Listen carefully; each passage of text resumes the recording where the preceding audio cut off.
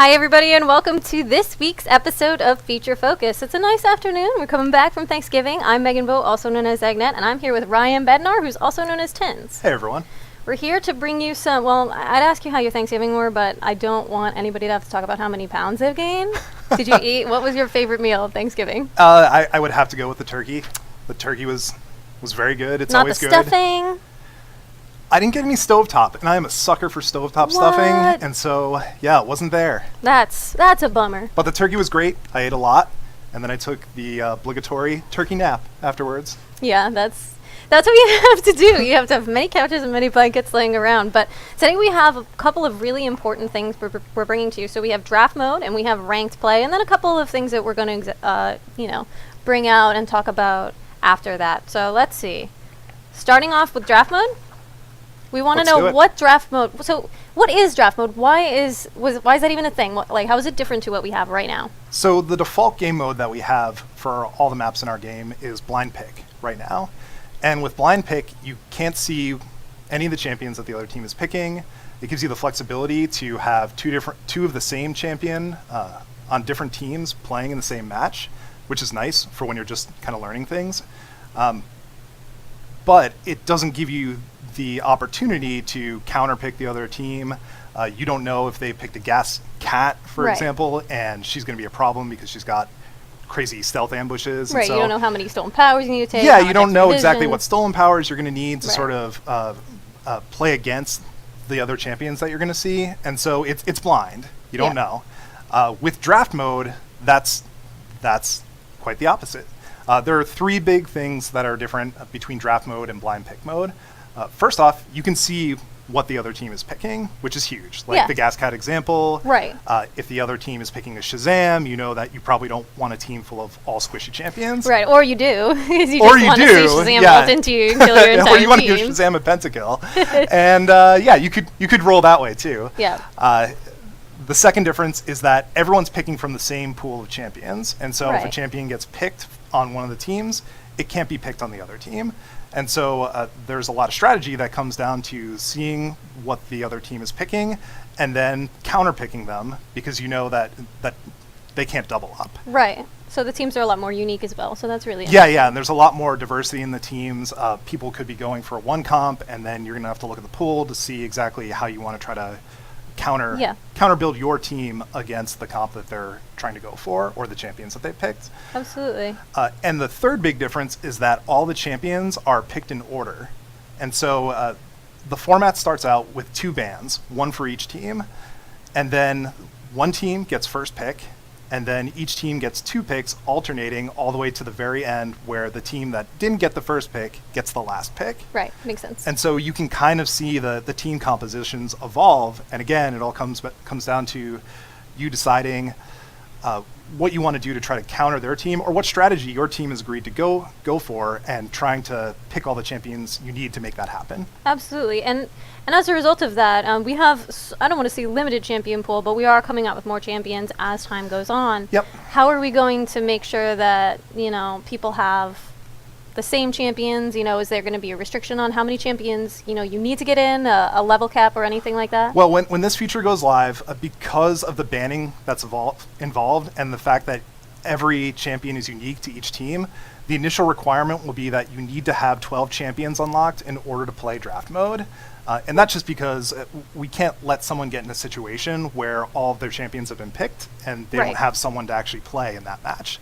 Absolutely. And so by requiring 12 champions, we avoid that entirely.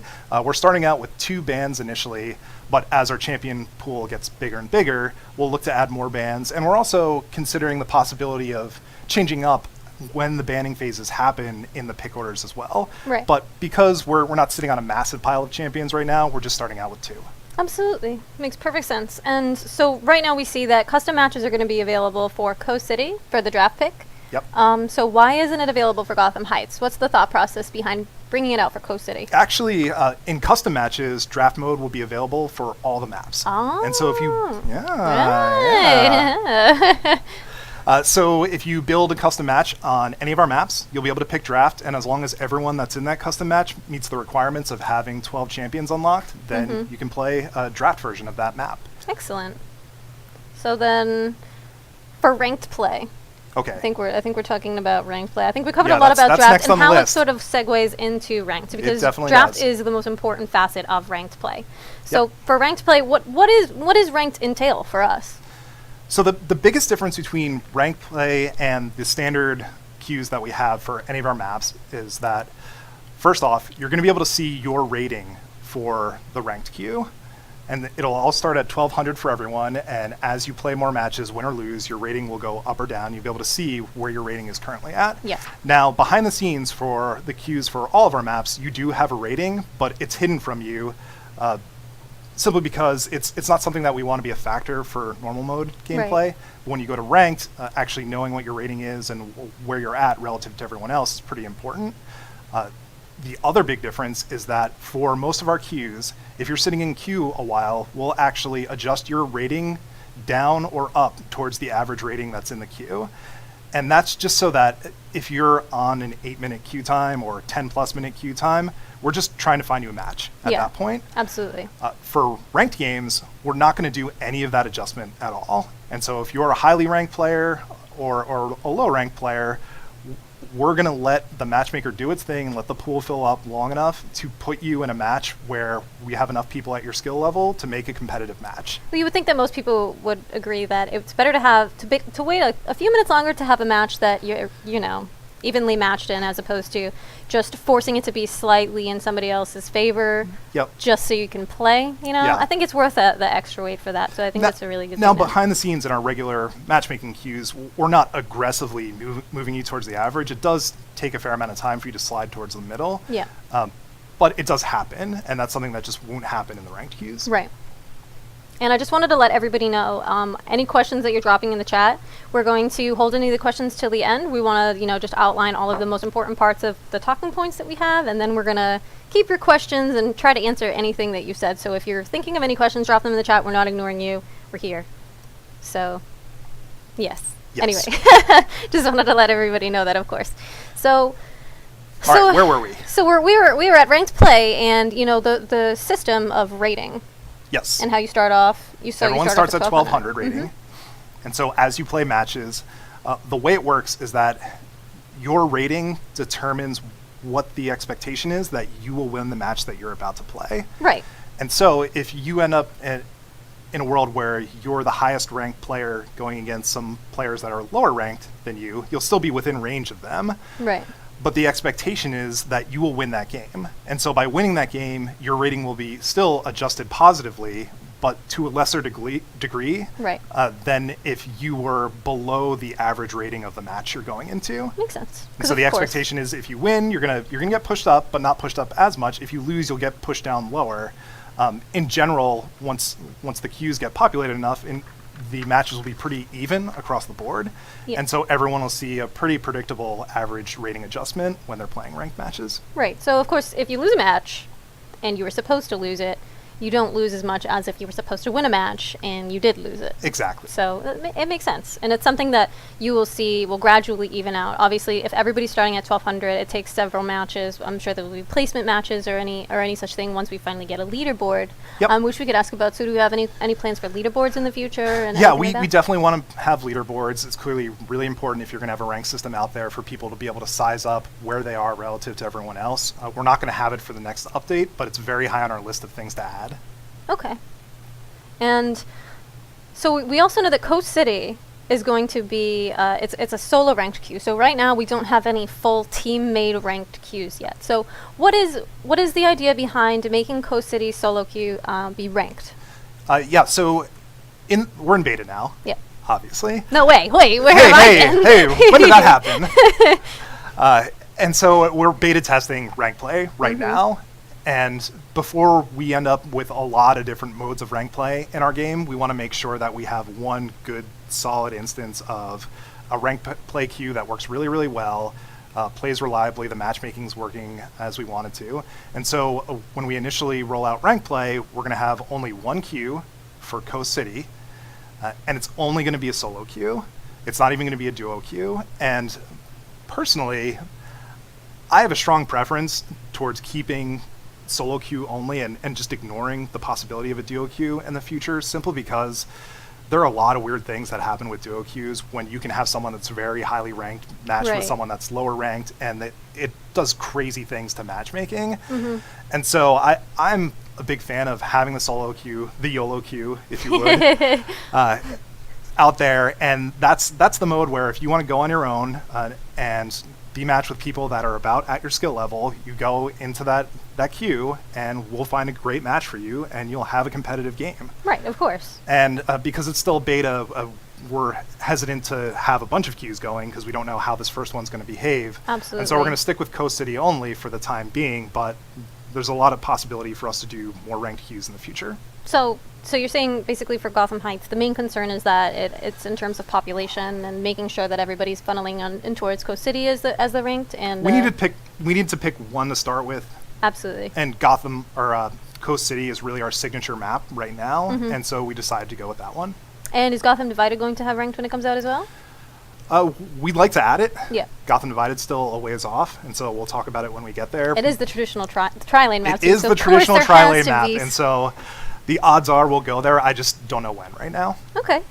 That's good. I mean, even just kind of knowing that it should be happening is probably pretty good, right? Yeah, we've talked about it. Okay, and so also I would like to know when you're picking in ranked and in draft mode, can you trade champions? Like, so if you pick one for your friend or whatever, if they're not even your friend because it's solo queue, but if somebody says they can still be your friends. Hey, I'm best at a marksman. Could somebody pick me Gaslight Batman? And you as first pick are okay with that. As long as you both have the champions, you'll be able to pick and trade. And can you tell if somebody has champions, or is it just kind of like you kind of have to trust them? I think you'll probably need to communicate a little bit. Get me this. Then just kidding, I don't have it. Have fun playing that champion. Yeah, I guess you could troll each other that way, but it's probably not going to help. It's probably not going to help your chances of winning, so I wouldn't advise it. Yeah. So just ask if you're looking to trade. So now I want to talk about, and this is also a really important facet, is pick order is greater than call order. We've seen this as a common theme in many things, and we want this to stress something very particular, and I want you to tell me more about the thought process behind saying that people can, people who are a higher pick, people who have a higher rating are going to be allowed to pick before people with lower rating. Yeah, mechanically, that's how draft mode is going to work. And so if you have the higher rating, you'll be higher on the list. And by calling this out right now, we're just making it clear to everyone that our stance is that pick order is greater than call order when you're in draft mode.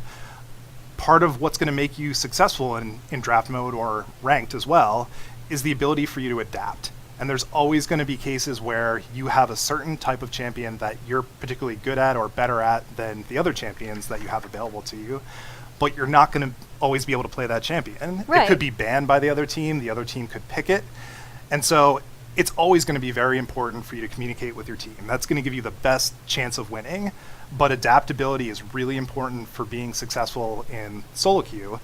And we just want to make it clear what our policy is. Ultimately, if someone else picks a champion before you, even if you were trying to ask for that champion, they picked first, and so we're cool with that. Yeah. That's kind of how that should play out, and it's the responsibility of the people that are lower in the pick order for them to adapt to how the teams are evolving. And granted, you may be lower on the pick order that one match, but you're not always going to be lowest on the pick order. Yeah. Just based on how the matchmaking works, sometimes you're going to be all over the place in the order. Right. And so for the times that you are lower, then you kind of need to adapt at that point. When you're higher, then you have the opportunity to get first dibs. Right. And it makes complete sense because you don't want there to be any person who's so restricted to one role that they feel like they have to basically force their teammates and kind of manhandle them into giving them the champion they want, because that doesn't promote good synergy. It's not promoting good communication, and plus a better player for the most part can kind of fit more than one shoe, right? So at least if you're going to be the type of player that excels at solo queue. Yeah, if you want to get into ranked, of course you can have your favorite role and you can be really good at it. You could be better than anybody that you know. And it's fine to be vocal about what your preferred role is. Absolutely. I think that's healthy communication. You might find that you're the only one who plays that specific role in the queue. Yeah. The biggest thing is don't become toxic when someone else picks a champion before you. That's something that we just want to discourage people from doing. It's not good for the game overall. Yeah. And yeah, like it all comes down to adaptability. Right. That's really going to make you a better player in solo queue. Yeah, and you don't want to be that guy who trolls just because he doesn't get the champion he wants, because you're not going to progress in the ranked queues. You will not progress. You won't see your name on It's the just leaderboards. It's just going to hurt you. Yeah. So that's really good. I'm definitely looking forward to that as to being the thing. But then, you know, as we're talking about skill levels and levels in general, why don't we move on to talking about the level cap? Yes. We've removed the level cap for protector accounts. Yes. So you want to tell me a little bit more about this and the thought process behind really what direction are we going with this? So the protector level cap up to this point, or even live right now, is 30. And when we were sitting down and taking a look at all the advancement systems that we were planning for the game, we kind of questioned why we would even want a level cap at all in a game like this, and particularly one that people are going to be playing for years and years and years. They're going to put lots of time into the game. Right. We want to be able to reward people for playing the game a bunch over time. And so we decided to just remove the level cap entirely. There still is a theoretical level cap behind the scenes that is level 999. I challenge you to be the first person to get to level 999. Yeah, unless we have some bugs in there, which we could have some bugs. That's true. You never know. But it's going to take you a long time to get to level 999. It's something that we don't anticipate anyone really ever hitting. Yeah. We have a soft level cap of 50. And so the level progression that you become familiar with up to this point will still exist. It's actually going to be a bit faster than it was previously. But once you get to level 50, the amount of protector level experience that it's going to take for you to get to the next level will be increased significantly. Now, you might be thinking to yourself, well, okay, that makes this game incredibly grindy at that point, and that's not something that we're shooting for with this change. One of the things that we're talking about to make progression past level 50 viable for players is something that MMOs have been doing for a long time now, which is daily, weekly, and monthly quests, you can think of them as. Ooh. And we're probably going to handle them through our achievement system, which is something else that we're working on. But let's say, for the sake of example, we haven't built this yet, but we have a weekly achievement that requires you to win 3 games. And if you win 3 games, we're going to give you 500 merit. This is something that will give you a reward for you to strive to go get, a practical one too, because you can use it to buy amplifiers or champions or whatever you want with it. And in addition to the reward of merit, which is obviously something that you're going to want, we can give you additional account or protector level experience. And so we can give you a chunk of that next level and sort of meter it out over time, that as long as you're coming back and checking in on the game every week or every month or so, you're going to be making some meaningful progress over time. And we'll be able to give you additional rewards on top of what we would normally give you as you're getting those later protector levels. Right. So it's more of just like a showing gratitude and being able to publicly show others, like, hey, I've been playing this game for a really long time. I probably know a lot about it, and I really enjoy it because I'm playing it for a really long time. You see somebody who's like level 90 something, it doesn't mean that they're like stronger than you in any way. It's not. They don't have any like supreme advantage over you. They still have all of the same things available. It doesn't to them. reflect their level of skill. Right. It just reflects their overall interest in the game, and we've probably given them some neat rewards for getting that far with it. Yeah. What sort of rewards are you thinking? Like icons and stuff like that. Definitely icons, protector level experience. We talked about that. Yeah. Merit, crisis coins are another possibility. Who knows? Unique skins maybe at some point.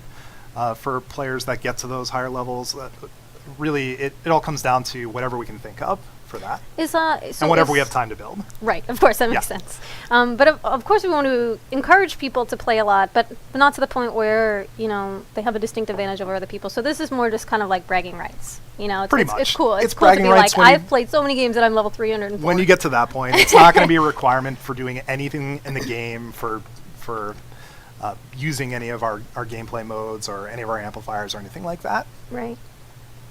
So, Crashies wasn't here earlier, but I'll repeat for him. All since, right. I think we've covered very much protector level cap being removed. He's asking what the minimum protector level is for solo ranked queues, and we said that was level 10. I don't think we covered it yet. Protector level 10? No? But I think it was on our list of things to cover. I'm not sure we mentioned crazy it. then. So We back talked to about ranked queues. we talked about the 12 champion requirement. In addition, For closed beta, you will need to be Protector level 10. Now, this is something that we might bump up once we go into open beta because we want players to have a fair amount of experience in the game before they get into rank queues. But for people that have been playing in closed beta for a long time, we thought 10 was a reasonable threshold to throw out there to sort of do a gut check to make sure that you played the game a fair amount in order to get in there and start playing ranked. Absolutely. So, and that's something, of course, we'll be fiddling with. Like we said prior, we have a limited amount of champions, so yeah, it's not like there's even a huge skill curve yet. So, I but feel like it's reasonable to be, Protector level 10 right now. Yeah, it doesn't take you that long, and it's important for you to get at least exposure to all the different champions, or most of them, before you go into ranked. Yeah, well, people are concerned. It's something that we're testing in beta. I don't think it's something that's necessarily going to stay, especially if our soft level cap is at level 50. Once we have more champions, I'm sure that it will be adjusted accordingly to whatever the skill is. Oh, it looks like people want it to go higher? Yeah. Yeah. It's low now intentionally to let more people in. Because, again, the whole point of beta is to test the queue, test the functionality, get as many people in as possible. And then when you're looking for real competitive play, we'll be in open beta, and there'll be a lot more significant restrictions at that point. I think that's when we can have higher expectations for that. Right. Also, to reiterate for Leo's being... I'm wearing my glasses today, so I can, read better. I'm still having problems. I think I need to get my eyes checked. But Leo is, all capsing things for me to ask these questions, which we have answered. So if you missed any of them, you can go back and check it out. We're going to be highlighting it on YouTube. But will there be a 5-man ranked? There can be. There isn't necessarily. It's something that we definitely want to do. Like Bednar, if you want to. We definitely want to have 5-man ranked. We're not going to have it with this next update. It's something that we'll be working on behind the scenes, probably for quite some time. Right. We'll get to it eventually. For now, the best way to match up 5v5 is to create your own custom matches and scrim other teams. Absolutely. So yeah, solo queue for now, but solo queue for doesn't mean that's all we're having. Yeah. It's just it's a good way to balance it. It's a good way to test things out. It's a good place to start. Yeah. And what was the other question? I already lost it somehow. Oh, win-loss ratio. Is your win-loss ratio going to be visible to you or to other players or in general? So your rating when the update goes live will be visible to yourself. Unless someone tells you their rating, I don't think you're going to be able to see someone else's rating. Okay. For the update that's after the next one that's going to come out that will include ranked play, we're talking about bringing a lot more stats online and making them visible to you. Right now, we're tracking them behind the scenes, but we don't have a good way of surfacing those to a player. And so we're working on all the tech that we need to do that.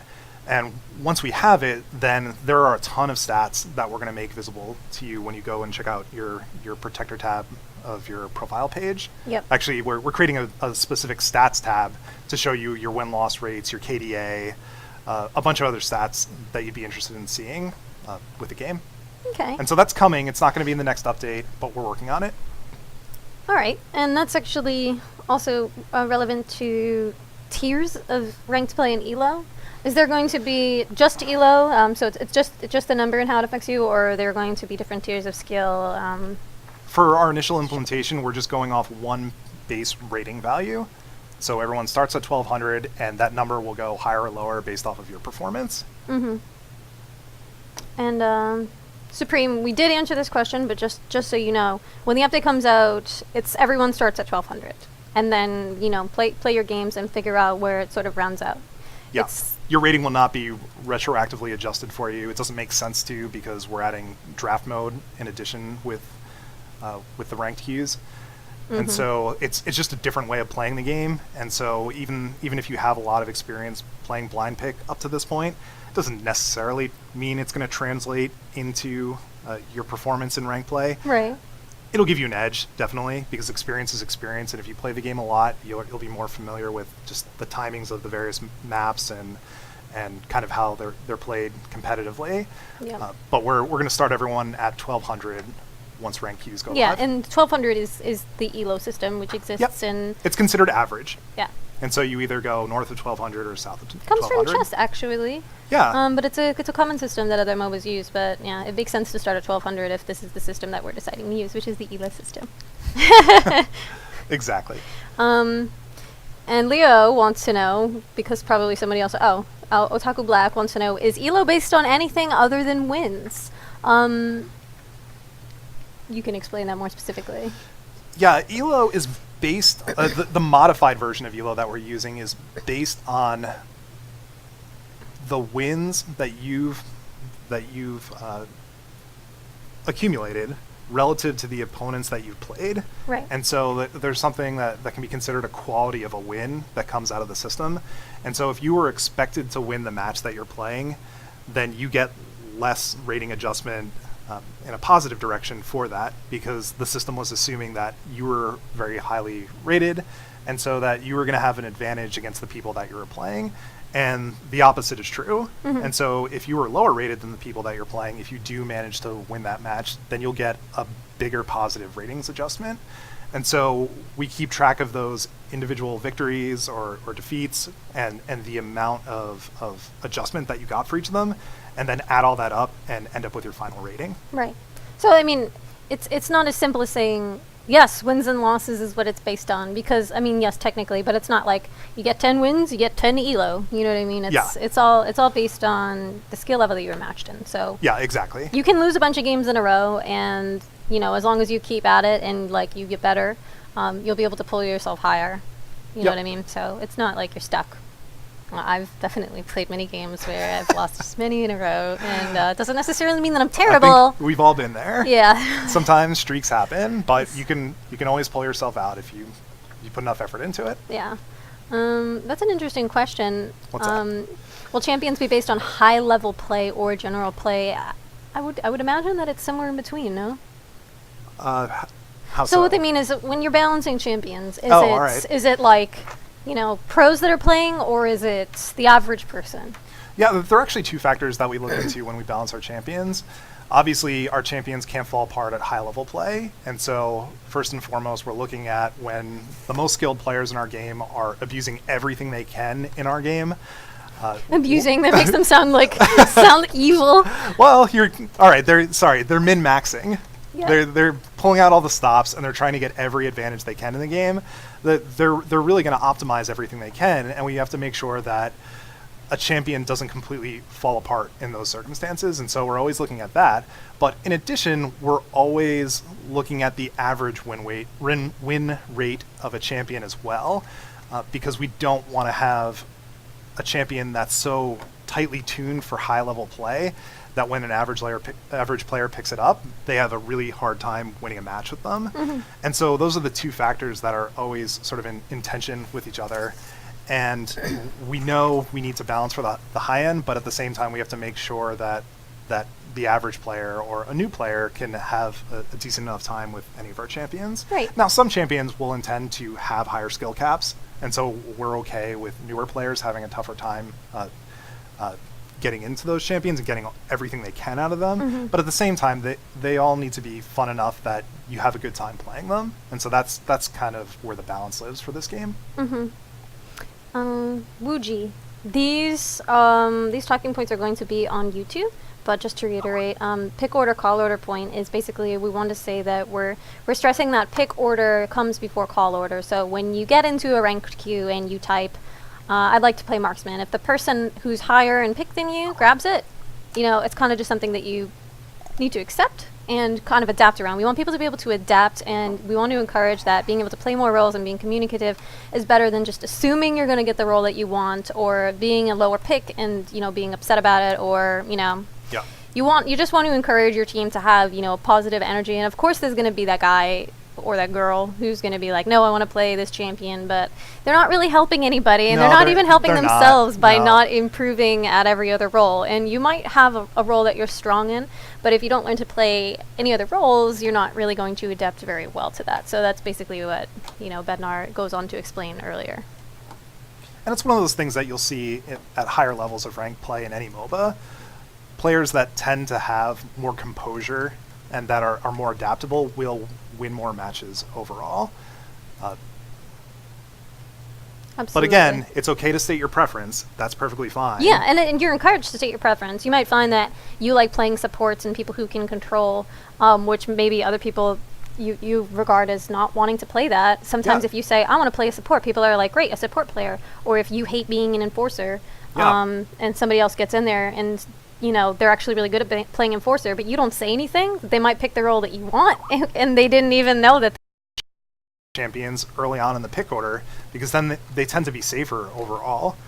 And so there can be a benefit for basically playing to your strengths and picking up on what everyone else says they're best at, Right. In when they're calling the roles that they would like to play. Right. But not necessarily that they're going to play. You're stating your preference. Right.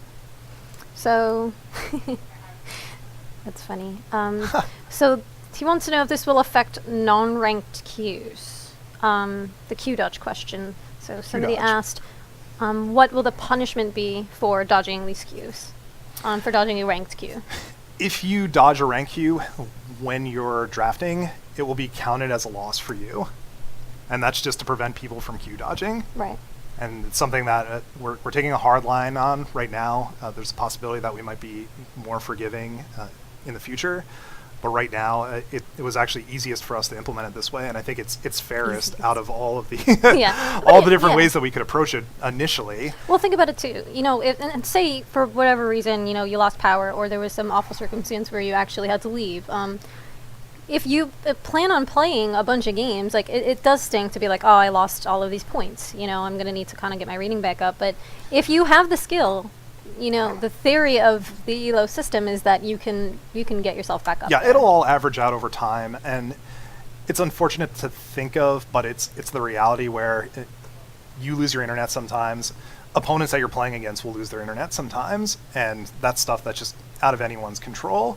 And so the system is really built around the average results over a longer period of time, not around any one specific match that you play. Yes. So let's see. I'm not sure this is a question we can answer, but it is an interesting question. Right. For ranked IC play, will we be seeing like a seasonal outline? And if so, how would it affect the current ELO that was in place? We would love to have seasons for this game eventually. It's probably too soon for us to start talking about that now. We're really just putting the queue out there and starting to test it out. But I think it makes sense for our ranked queues to be seasonal so that there can be a sort of a buildup of excitement leading to the new season, and everyone can sort of start fresh again for that new season. But it still remains to be seen what the exact details are going to be there.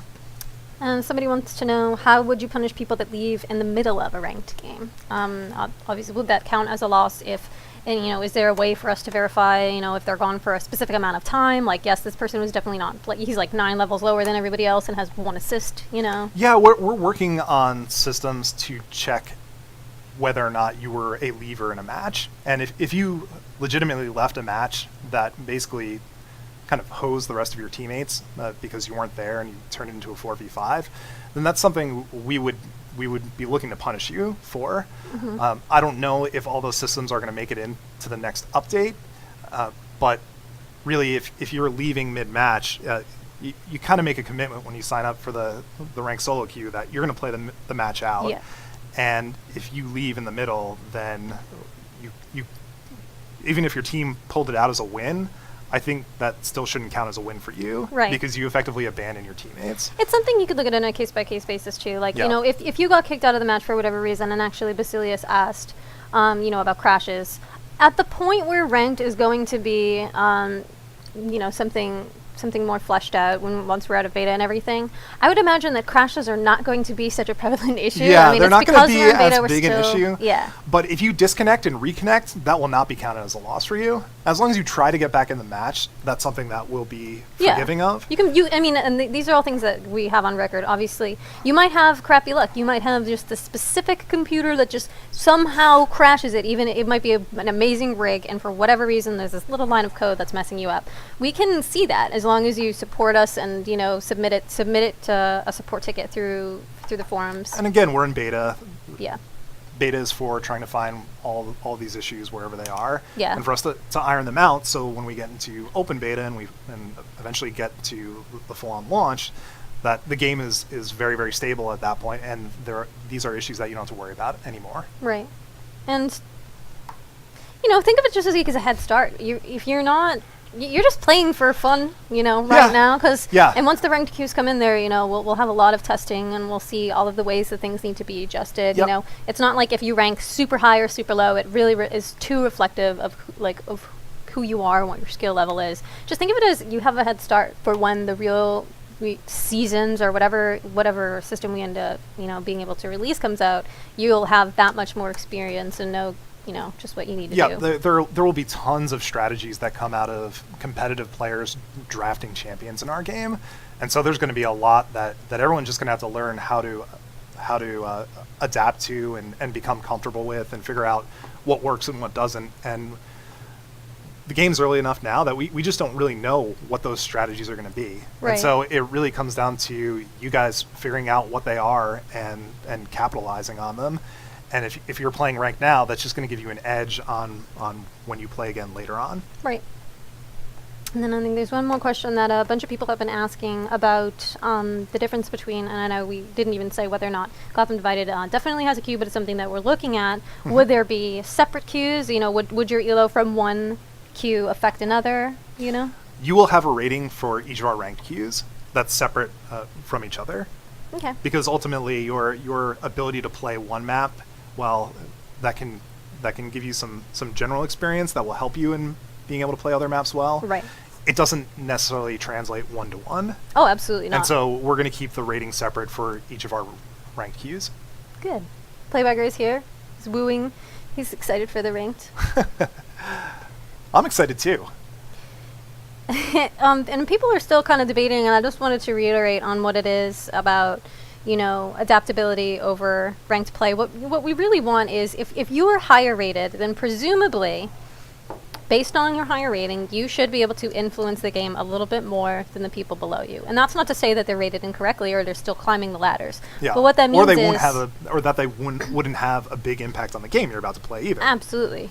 The person who's last pick could very well be better than you, just hasn't played quite as much as you, or found the right champion for him or her.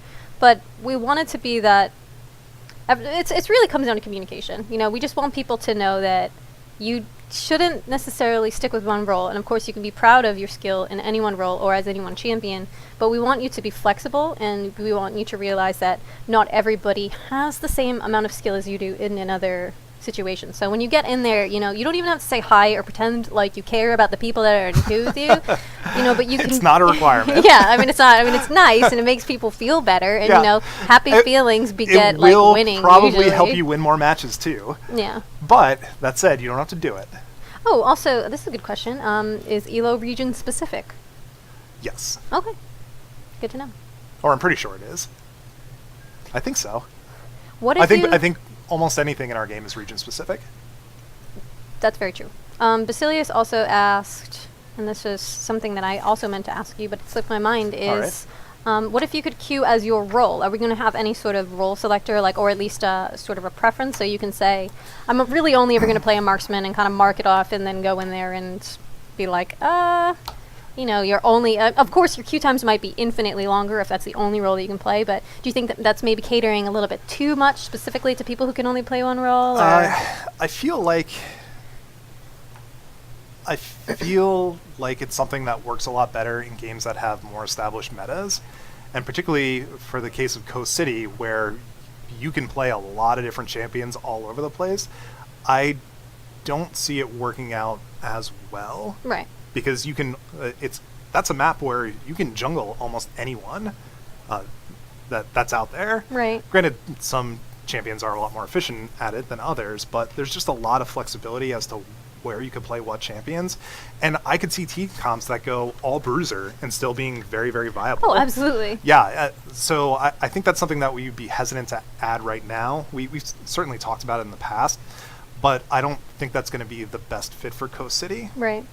And I know people might disagree with this, but I feel like you might even disagree with this. This isn't actually not something that I've even spoken about. But the way that your skill really factors into it, knowing more roles obviously indicates that you might have a more broad, at least a more evened out level of skills, sort of like a jack of all trades instead of being you definitely have more versatility.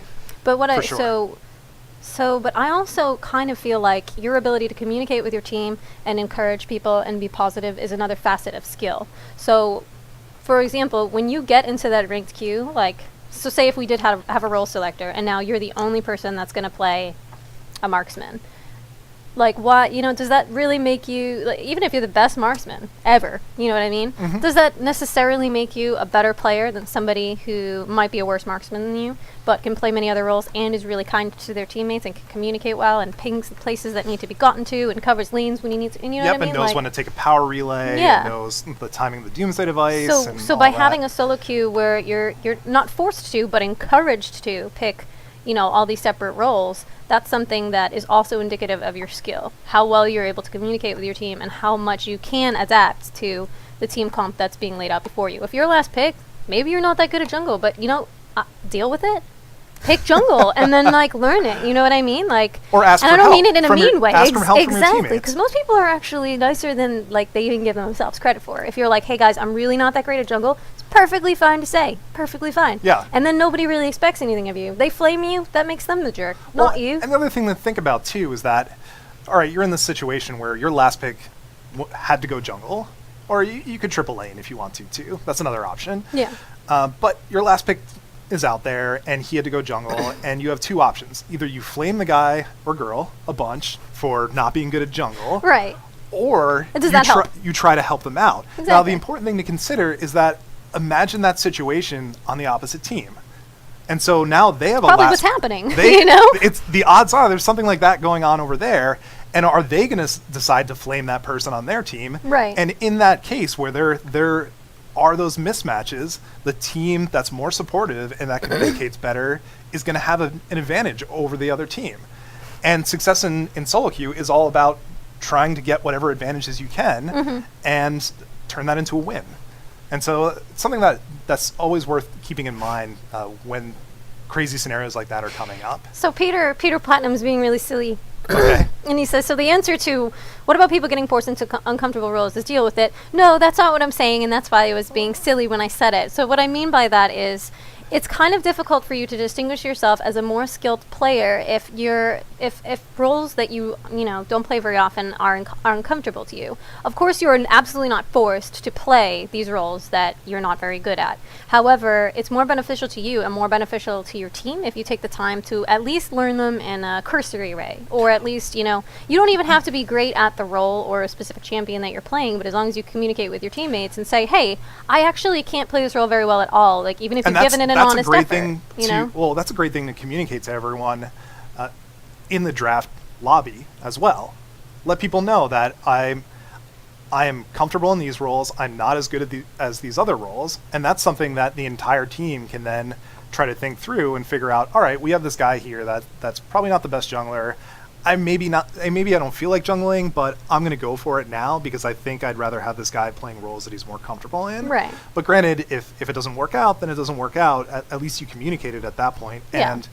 And who knows, if you absolutely hate jungling, then you can always triple lane too. Of course. It's not going to be as optimal in terms of of how efficient your team's going to be at gaining credits. And if you get better, if you're higher at pick, then you're not going to be forced into a role. And what we want to encourage isn't, oh, if you're last pick, you need to play this role that everybody else is telling you to play, because that's not good, and that's not what people should be saying to you either. If you're constantly forced into crappy role, then you're not even enjoying the game anymore, and that's definitely not something that we want. We just want to encourage people to, even just communicate. It's totally okay to be good at one or two roles and not be that great at the others. I know that I'm particularly not good at being a couple of roles as much as I might be at another. Just definitely make sure that you're communicating with your teammates, because if you get in there and just expect to get a certain role but don't tell people what's kind of on your mind, then it kind of just promotes bad blood between it. Also, if you're really serious about rising through the ranked solo queue, you kind of need to be open-minded and really challenge yourself to get better at the roles that you're not as comfortable with, because that will make you a better player overall, and on average you will win more matches because you're more versatile. Right. Crashy says, but there are no crappy roles. So what I mean by that isn't that the roles are crappy. Of course, Crashies. I just mean that, some people might consider a role not fun. And like in that too. Maybe you're good at jungling, but you hate it. You think it's boring. You don't want to be player versus environment, occasionally coming out to do the ganks, It's really fast paced, so I feel like maybe if you're ganking a little faster you wouldn't be bored. But like I'm honestly like jungle feels weird to me. Sometimes I get in the jungle and I'm like, I don't know what I should be doing. I have this route that I'll kind of get into, but like it's definitely not something that I would personally prefer to play in ranked queues. So if people were like, "Oh, Zag, your last pick, go to jungle," I might be like, "Okay, but I will probably do a lot better if you give me this role." And then it's up to them. Yeah, it's up to them to say, "Well, deal with it," and I'll just be like, "Okay."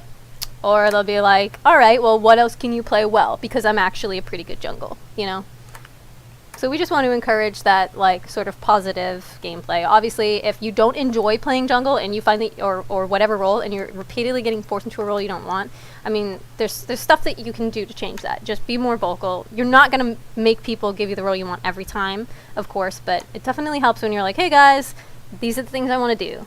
What can we do? One other thing that's important to reiterate is that you're not required to play ranked if you don't want to play ranked, and you're not required to play draft if you don't like playing draft. Right. And so if you still like playing blind pick Coast City, blind pick Gotham Heights, that's perfectly fine. Those queues will be available to you guys pretty much till the end of time, so they're not going anywhere. We're just opening up a new way of playing for people that are interested in it. Yeah.